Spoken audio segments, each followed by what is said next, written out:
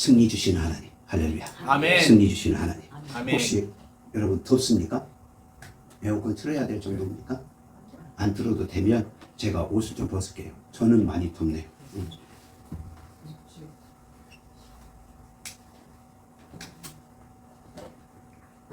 어우 시원해라.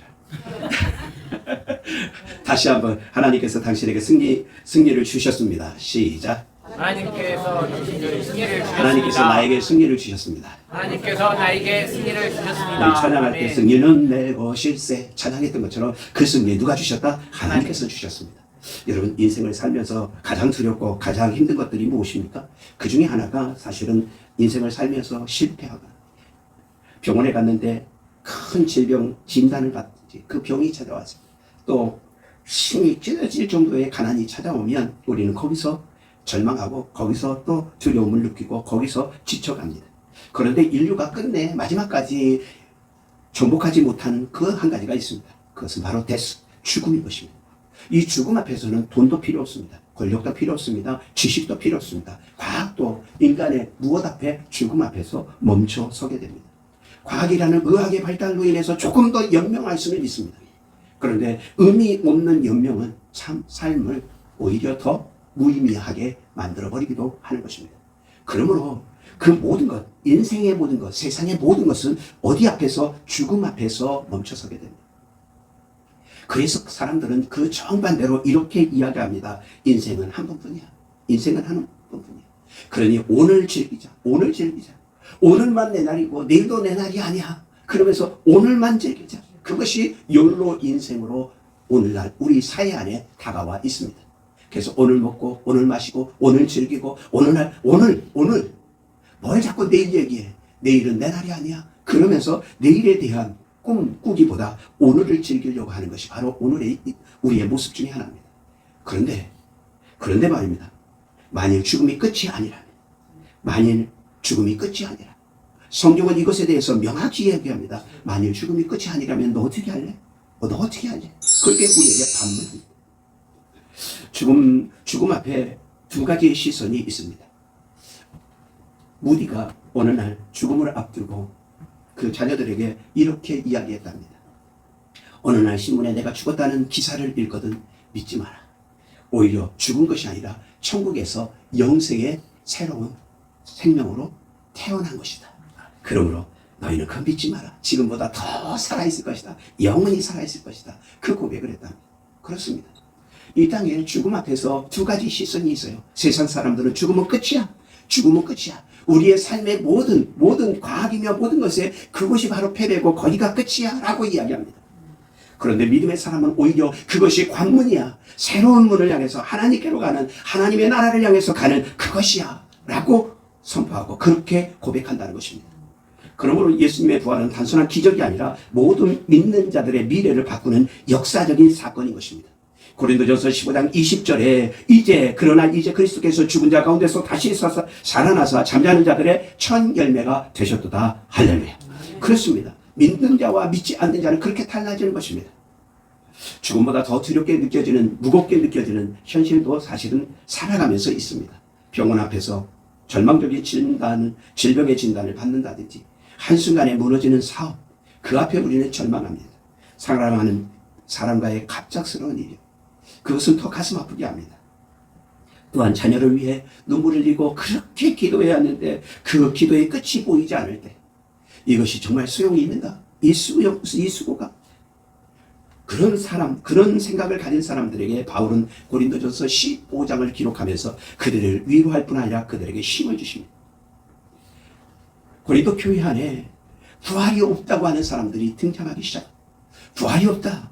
부활은 없다. 그렇게 말하는 자들이 있는데 우리 고린도전서 15장 12절 말씀을 같이 읽읍시다. 시작. 그리스도께서 죽은 자 가운데서 다시 살아나셨다 전파되어는 너희 중에는 어찌하여 죽은 자 가운데서 부활이 없다 하느냐. 할렐루야. 죽은 자 가운데 부활이 없다 하느냐. 그것에 대해서 반문합니다. 그러면서 1절로부터 11절까지 보면 예수 그리스도의 부활의 확실성, 그 증거, 그 역사적인 것 모든 것을 다 이야기합니다. 여러분 예수 그리스도의 부활은 증인, 증거물, 그 모든 것들이 다 있습니다. 첫째는 하나님께서 증언하십니다. 성경대로 다시 살아나서. 두 번째는 증인이 얼마나 많냐면요. 게바에게, 그리고 누구에게? 12사도에게, 그리고 500의 형제에게, 그리고 야고보에게, 그리고 또 마지막에는 바울에게. 이 인원을 따지면요. 성경 고린도전서 15장에서만 보는 사람만 몇 명이냐면 515명이. 그런데 말입니다. 여자의 이름이 하나도 등장 안 했어요. 예수님을 따르던 그 여자분들, 복음서 안에 있던 예수님을 사랑했던 마리아, 막달라 마리아, 그리고 어머니 마리아, 그리고 또 야고보의 어머니, 그 모든 사람들이 하나도 기록이 없어요. 충실하게 따랐던 사람들이야 수산나 그도 없어요. 아무도 찾아없어요. 다시 말하면 515명이 여기 기록되어 있지만 그 기록 외에도 더 많은 사람들이 누굴 봤어요? 살아계신 예수님을 본 겁니다. 이름으로만 보면요. 복음서 안에서까지 여성 이름을 포함하면 약 520여 명이 본 겁니다. 아유, 목사님 그건 어쩌면 집단 환각으로 빠진 거 아닙니까? 라고 우리가 반문하는 사람도 있을런지 몰라요. 그런데 여러분 아십니까? 게바에서부터 누구에까지? 바울에까지 그 살아계신 그 주님이 보인 그 흔적이 자그만치 몇 년에 걸쳐서 그냥 하루에 그 520명이 본 게 아니에요. 1년, 2년이 걸쳐서 게바에서부터 시작해서 바울에게까지 이르게 되는 겁니다. 그러니까 그 시간이 계속 흐릅니다. 어떻게 그런 일이 일어나요? 못 일어나는 겁니다.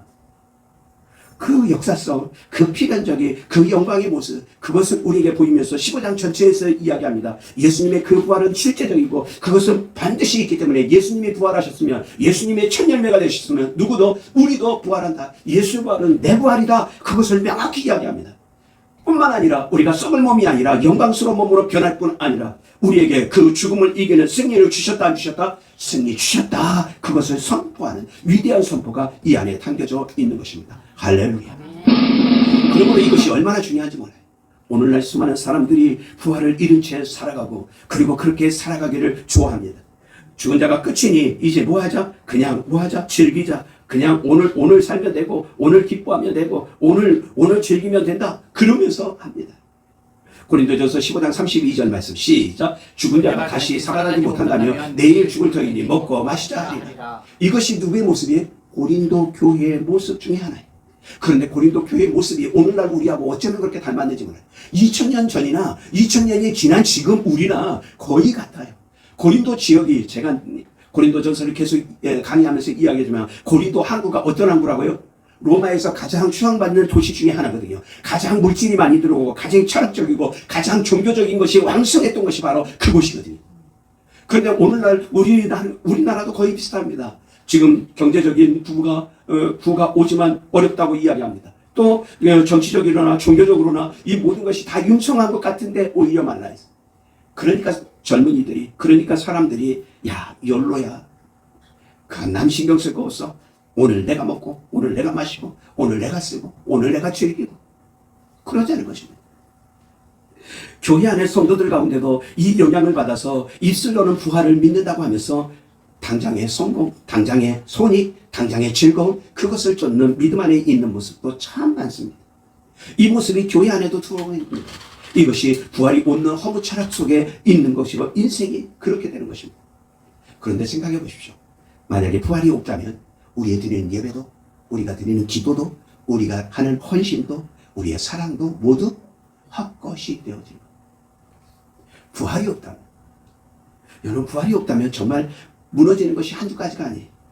오늘 성경 안에 우리에게 말합니다. 부활이 없다면 헛된 것이 무엇이냐? 첫째, 그리스도의 부활이 없다는 것입니다. 두 번째, 복음뿐 아니라 우리의 믿음도 헛되다라고 말합니다. 세 번째, 너희가 죄사함 받지 못하고 여전히 죄 가운데 있고 여전히 심판 안에 있고 여전히 하나님과 원수된 상태로 있을 것이라는 것입니다.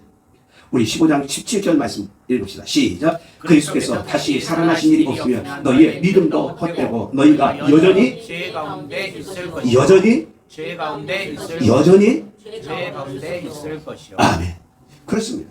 예수 그리스도의 부활이 없으면 우리는 여전히 죄 가운데 있습니다.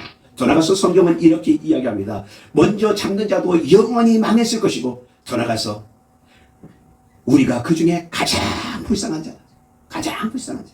우리 아래에 있는 고린도전서 15장 19절 말씀 우리 같이 읽읍시다. 시작. 만일 그리스도 안에서 우리가 바라는 것이 다만 이 세상 삶뿐이면 모든 사람 가운데 우리가 더 불쌍한 자니라. 할렐루야. 아멘. 할렐루야.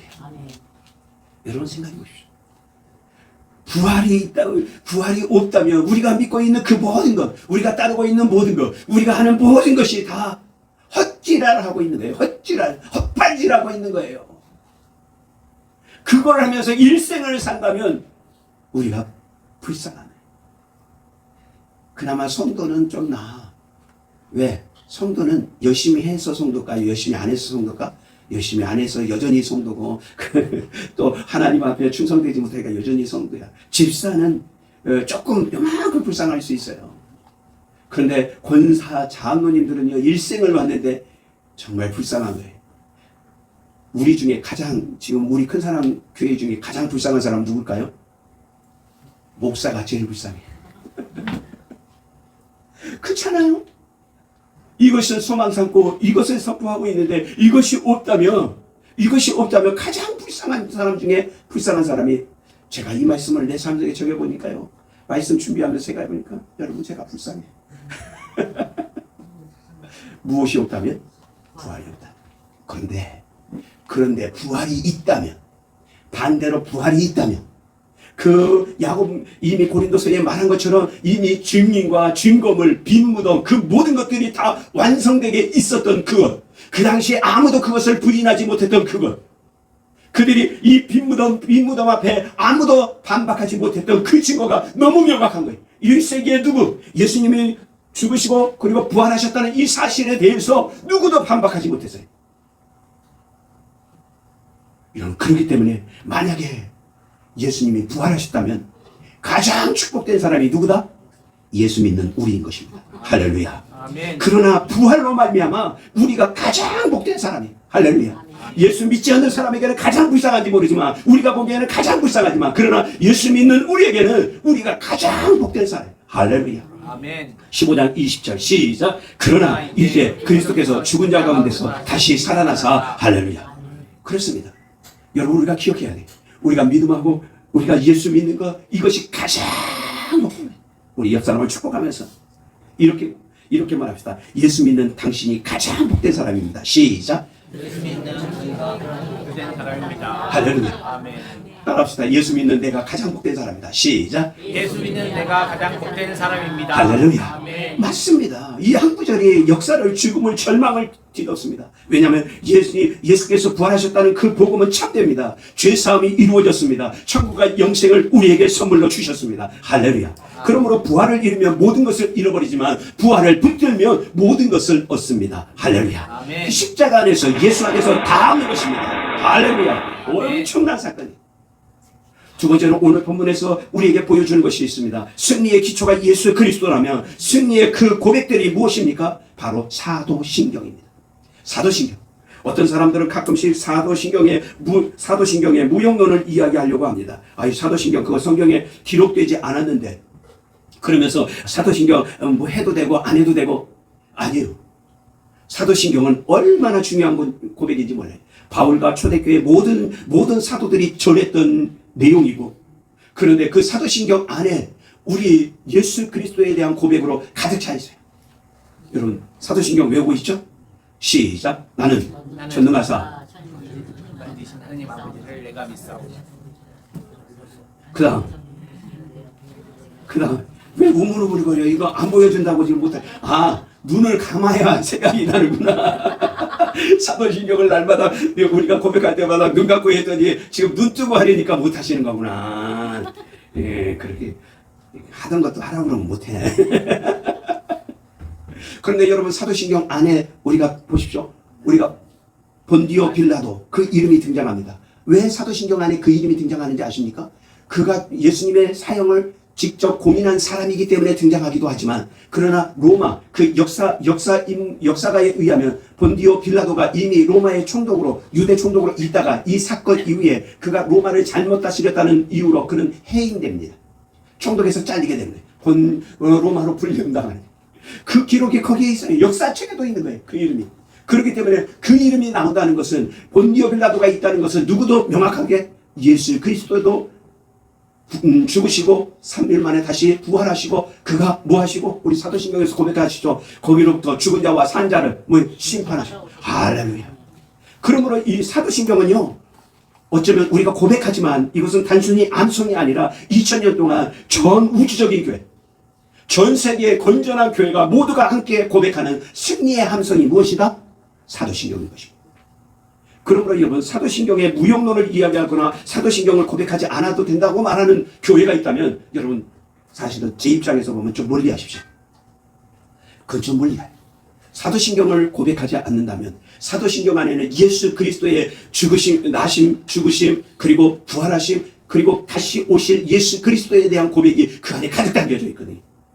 왜 그렇습니까? 왜 그것이 가득 담겨 있을까요? 이것이 AD 1세기에 만들어져서 8세기에 우리가 지금 고백하는 동일한 것을 고백하게 됩니다. 1세기부터 7세기, 약 7세기 동안, 700년 동안 이 사도신경은 조금씩 변화됐어요.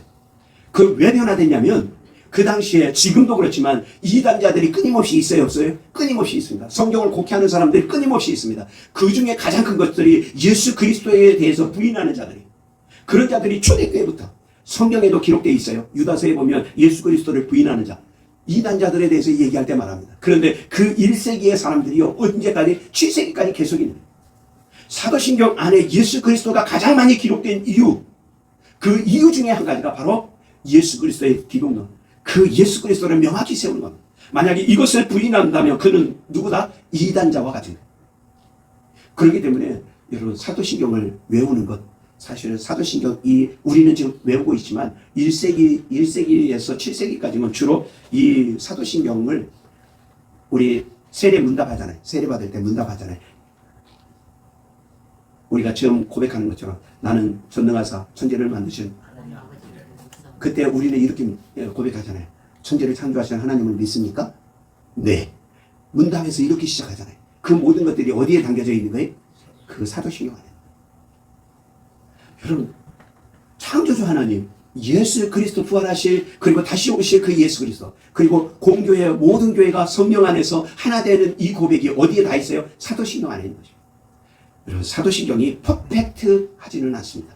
성경의 모든 것을 담고 있지는 않습니다. 그러나 성경, 이 사도신경을 고백하는 건 엄청나게 중요해요. 너무너무 중요합니다.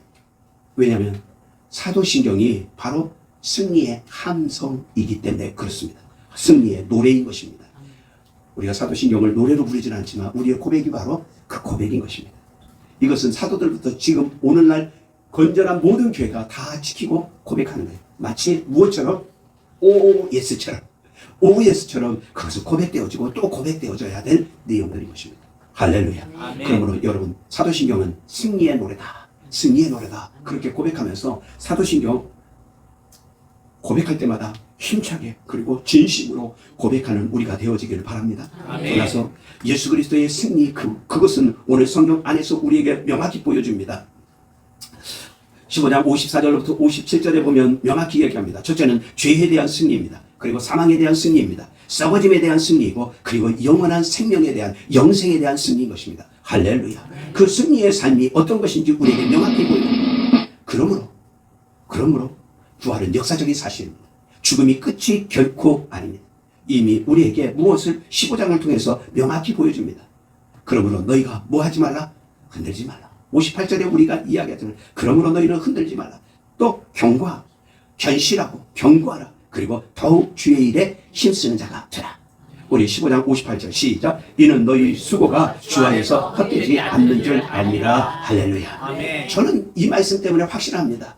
제가 아무리 못난 목사라도 제가 목사로서 한 그 일에 대해서 헛되지 않을 줄 믿습니다. 아멘. 여러분이 주 안에서 집사로 그리고 권사로 장로로 교회를 섬겨갑니까? 그것이 헛되지 않는 줄 믿으시면 아멘. 아멘. 그러므로 흔들리지 마십시오. 경고하십시오. 견실하십시오. 그리고 더욱 힘쓰는 모습이 우리 안에 있어지기를 축복합니다. 아멘. 성경 15장 58절을 우리 쭉 읽어볼까요? 시작. 그러므로 내 사랑하는 형제들아 견실하며 흔들지 말고 항상 주의 일에 더욱 힘쓰는 자들이 되라. 이는 너희 수고가 주 안에서 헛되지 않는 줄 아니라. 할렐루야. 그렇습니다.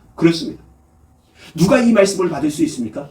내 사랑하는 형제, 그가 바로 누굽니까? 부활의 신앙을 가진, 하나님께서 이미 부활로 말미암아 이김을 주신 그들이 고백할 수 있는 그 승리의 기반 안에서 명확하게 이야기합니다.